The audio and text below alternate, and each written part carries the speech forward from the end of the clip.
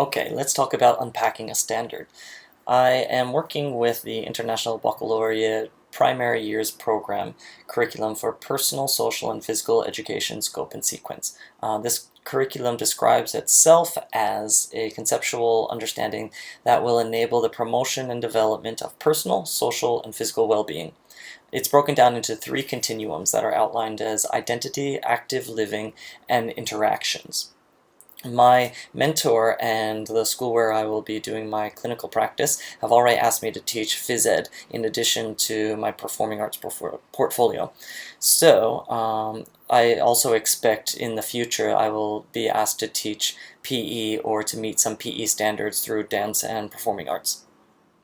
This exact standard is from phase 2 of active living. This is focused on ages 5 to 7. There's also phases 1 through 4, but I'm looking just at phase 2 right now. This was basically first grade PE. The exact sentence that I would like to break down, the standard that I would like to unpack, is the following. Quote, they explore, use, and adapt a range of fundamental movement skills in different physical activities and are aware of how the body's capacity for movement develops as it grows. Think about those skills that lead directly back to it. I believe the students will need to witness and recreate movement. I think that they will need to change movements that they are performing themselves, and students will need to have a basic understanding of the body's movements at various life stages. Some of the big ideas that I think serve as overarching framework for this curriculum across the phases and across the continuum, some ideas that we can work towards are the following ideas. One, all human bodies are variously capable in all stages of life. Two, individual physicality is dynamic and can be changed. And three, lifestyle choices affect human physicality, and human physicality can affect lifestyle.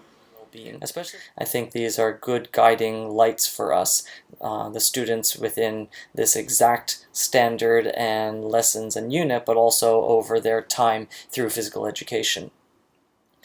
Some of the projects and activities that I've come up with for this exact unit. One is a jump rope experiment. I would like students to count the number of jumps that they can do themselves in 1 minute with their jump rope. Since we're talking about first graders, they have some limited coordination and skill with this, but they are starting to put it together at that age. And the students can count for each other as we time 1 minute by 1 minute and record how many jumps each student was able to successfully jump with their jump rope. Next, I would like students to find some partners and coordinators within the school that will help us do a little experiment. We've measured how many jumps first graders can do themselves, but I would also like my first graders to count how many jumps a fifth grade friend can do in 1 minute with a jump rope. How about a teenager, somebody from the high school, and also a young teacher, maybe somebody in late 20s or around 30 years old. And then how about an older teacher, perhaps in 50s or 60s? How many jumps can each of these people do on their jump rope within 1 minute?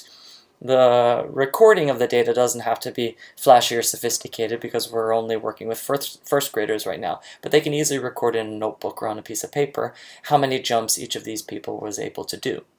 I expect this will happen over a couple lessons or within some time. It's not going to happen in one class period. But based on that knowledge, that data that the students have accumulated, I want them to think about what does this mean for the body's ability at different ages?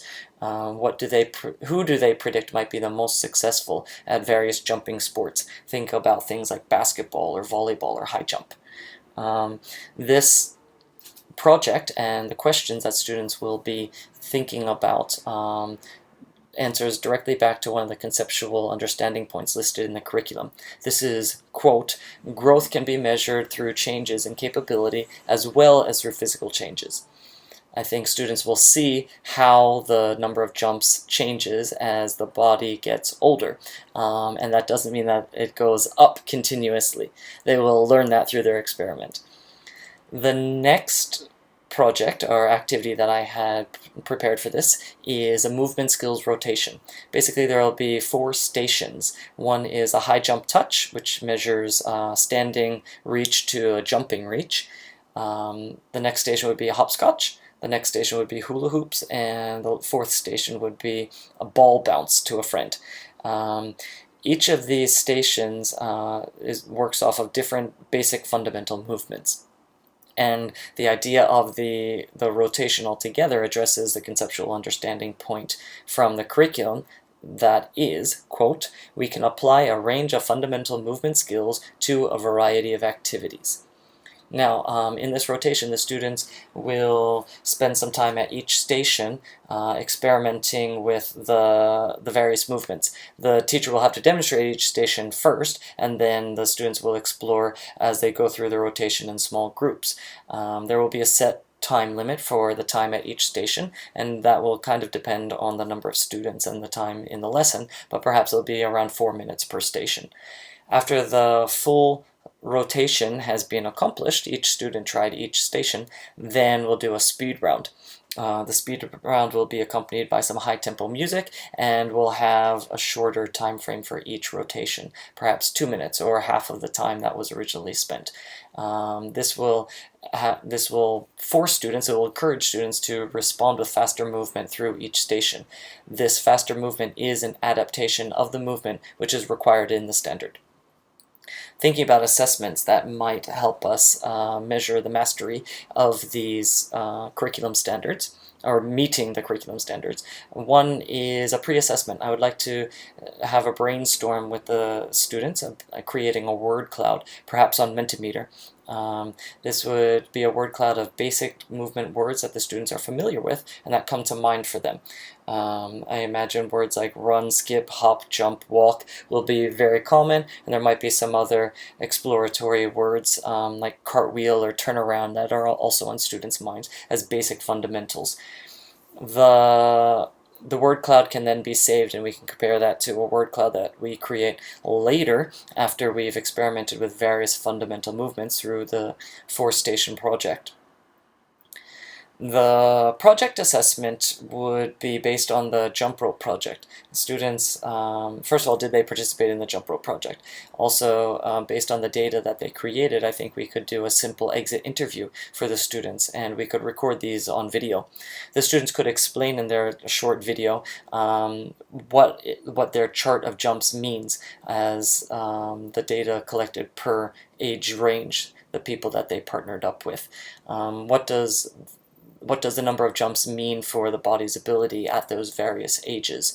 And then thinking about a prediction of what age do you think would be most successful at some jumping sports like basketball or high jump or volleyball. An ongoing assessment that we could use throughout the unit would be just the teacher taking notes throughout the movement skills rotation and throughout the jump rope project as well. Thinking about, are the students participating in at least several, if not all, of these movements? The requirement in the standard is to explore and use a range of fundamental movement skills. If students are only participating in one of the stations, then that's not a range of movement skills. But if they are participating in 2 or 3 or more of those stations actively, that means they're experiencing a range of those movements. And then I also want to see if the students change their movements based on the changing speed, the high tempo version of the rotation. That's one of the standards to meet. I think that these the standards that are measured in this one particular curriculum point are very basic. We're only they are focused on exploring and using and adapting the movement skills that they are working with. Those are easy to witness and to document through the assessments that I've talked about. The awareness of the body's growth and movement is not quite yet critical thinking. It's just an awareness of what that is. But I think my project assessment actually goes beyond this standard and starts to bring students to basic critical thinking and analysis with their jump rope project. I think that prediction of what age range or what person might be the most successful at this or that other sport is the beginnings of their critical thinking. And I think that they will be armed to do that through the projects that I've proposed.